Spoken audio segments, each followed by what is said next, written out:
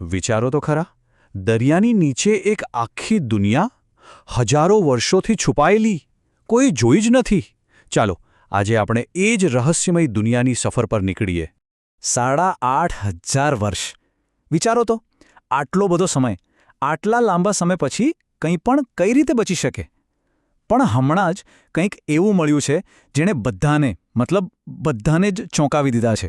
એટલે સીધો સવાલ આપણા મનમાં એ જ આવે કે ભાઈ, આટલી જૂની વસ્તુ લગભગ જેવી હતી એવી ને એવી જ કઈ રીતે રહી શકે? શું કુદરત પાસે ખરેખર સમયને થંભાવી દેવાની કોઈ જાદુઈ શક્તિ છે? તો આ રહસ્યનો જવાબ છે ને, એ આપણને મળે છે ડેનમાર્કથી. ત્યાં સમુદ્રની નીચે એક આખી પ્રાચીન વસાહત મળી આવી છે. અને આ કોઈ એવી તેવી જગ્યા નથી, આ મધ્ય પાષાણ યુગની છે. એટલે કે એ સમયની વાત છે જ્યારે આપણા પૂર્વજો શિકાર કરતા અને જંગલમાંથી ખોરાક ભેગો કરીને પોતાનું જીવન ચલાવતા. અને જુઓ, અહીં ખાલી 2-4 પથ્થર કે હાડકાં નથી મળ્યા. ના, અહીં તો એ સમયના લોકોના જીવનની એક આખી ઝલક, એક આખો ફોટોગ્રાફ મળી ગયો છે. એટલે જ વૈજ્ઞાનિકો આને પાણીની નીચે દબાયેલી એક ટાઈમ કેપ્સ્યુલ કહી રહ્યા છે. પણ સવાલ એ છે કે આ ટાઈમ કેપ્સ્યુલ કામ કઈ રીતે કરે છે? મતલબ, કુદરત આવું કઈ રીતે કરી શકે? ચાલો, એની પાછળનું વિજ્ઞાન શું છે એ જરા સમજીએ. જુઓ, આ કોઈ જાદુ ટોણો નથી, આ તો પ્યોર સાયન્સ છે. સીધી વાત છે, સમુદ્રની નીચે જે કાદવ હોય છે ને, એમાં ઓક્સિજન હોતો નથી. અને આ ઓક્સિજન વગરનું વાતાવરણ એકદમ નેચરલ ફ્રીજ જેવું કામ કરે છે. એ વસ્તુઓને સડવાથી બચાવી લે છે. આખી પ્રોસેસ છે ને, એને આપણે 4 સિમ્પલ સ્ટેપ્સમાં સમજી શકીએ. સૌથી પહેલાં, હિમયુગ પછી જેમ જેમ બરફ પીગળ્યો, દરિયાનું લેવલ ઉપર આવ્યો. અને આ આખી વસાહત ધીમે ધીમે પાણીમાં ડૂબી ગઈ. પછી બીજું સ્ટેપ, નદીઓ અને દરિયાના પ્રવાહે એની ઉપર કાદવ અને રેતીનો એક મોટો થર પાથરી દીધો. અને આ સૌથી ઇમ્પોર્ટન્ટ સ્ટેપ છે, કારણ કે આ કાદવે ઓક્સિજનનો રસ્તો જ બંધ કરી દીધો. અને આપણને ખબર જ છે કે જ્યાં ઓક્સિજન ના હોય ત્યાં કોઈ બેક્ટેરિયા જીવી ના શકે અને કોઈ પણ વસ્તુ સડી ના શકે.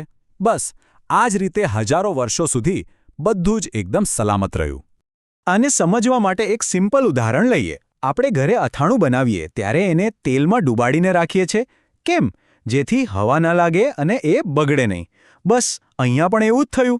દરિયાએ આખા ગામનું કાદવમાં જાણે અથાણું બનાવી દીધું. ઓકે, તો આપણને તો સમજાઈ ગયું કે આ બધું બચ્યું કઈ રીતે. પણ સૌથી રસપ્રદ વાત તો હવે આવે છે કે આ ટાઈમ કેપ્સ્યુલના ડબ્બામાંથી નીકળ્યું શું? ચાલો એક નજર કરીએ.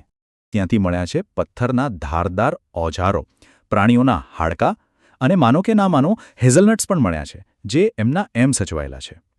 આ બધી વસ્તુઓ આપણને સીધું જ બતાવે છે કે એ લોકો શું ખાતા હશે, કઈ રીતે શિકાર કરતા હશે, એમનું આખું જીવન કેવું હશે, એનો એકદમ ક્લિયર આઈડિયા આવી જાય છે. પણ આ બધામાં સૌથી અદ્ભુત શોધ ખબર છે? સચવાયેલું લાકડું. સામાન્ય રીતે તો શું થાય, લાકડું આટલા હજારો વર્ષોમાં તો સડીને માટી થઈ જાય. પણ અહીંયા એવું નથી થયું. પુરાતત્વવિદો માટે તો આ કોઈ ચમત્કારથી ઓછું નથી.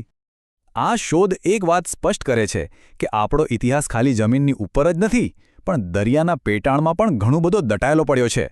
અને આ જ ફિલ્ડને કહેવાય છે અંડર વોટર આર્કિયોલોજી, જે દરિયાના ઊંડાણમાં છુપાયેલા આવા રહસ્યોને બહાર લાવવાનું કામ કરે છે. પણ આખી વાત ખાલી ભૂતકાળની નથી. આ શોધ આપણને આપણા ભવિષ્ય માટે એક બહુ મોટી અને સ્પષ્ટ ચેતવણી પણ આપી રહી છે. વિચિત્ર વાત તો એ છે કે જે દરિયાના વધતા પાણીએ આ જૂના ગામને ડૂબાડીને એક ટાઈમ કેપ્સ્યુલ બનાવી દીધી, એ જ દરિયાનું વધતું લેવલ આજે આપણા આધુનિક શહેરો માટે એક ભયંકર ખતરો બની રહ્યો છે. જુઓ, ભૂતકાળમાં જે થયું એ કુદરતી કારણોસર હતું. દરિયાનું લેવલ વધ્યું પણ એક નેચરલ પ્રોસેસ હતી. પણ આજે જે થઈ રહ્યું છે એ માનવસર્જિત ક્લાઇમેટ ચેન્જને કારણે છે. અને વૈજ્ઞાનિકો તો ત્યાં સુધી કહી રહ્યા છે કે આ વખતે દરિયાનું લેવલ વધવાની સ્પીડ પહેલાં કરતાં ઘણી વધારે હોઈ શકે છે. અને એવું ના વિચારતા કે આ બધું તો ક્યાંક દૂર વિદેશમાં થઈ રહ્યું છે. ના, આપણા જ દેશમાં મુંબઈ, ચેન્નઈ, કોલકાતા જેવા મોટા દરિયાકિનારાના શહેરો, આ બધા જ આ વધતા ખતરાની સીધી ઝપટમાં છે. એટલે આ શોધ ખાલી પુરાતત્વની નથી, એ આપણને શીખવે છે કે માણસનો ઇતિહાસ અને વાતાવરણ આ બંને એકબીજા સાથે કેટલા ઊંડાણથી જોડાયેલા છે. જે ભૂતકાળમાં થયું એ ફરીથી ભવિષ્યમાં પણ થઈ શકે છે. ફરક એટલો જ હશે કે આ વખતે એના માટે જવાબદાર કદાચ આપણે પોતે જ હોઈશું. તો આ ડૂબી ગયેલું ગામ હજારો વર્ષ પછી પણ આપણી સાથે વાત કરી રહ્યું છે, એક વાર્તા કહી રહ્યું છે અને એક ચેતવણી પણ આપી રહ્યું છે. હવે સવાલ બસ એક જ છે કે શું આપણે એને સાંભળવા તૈયાર છીએ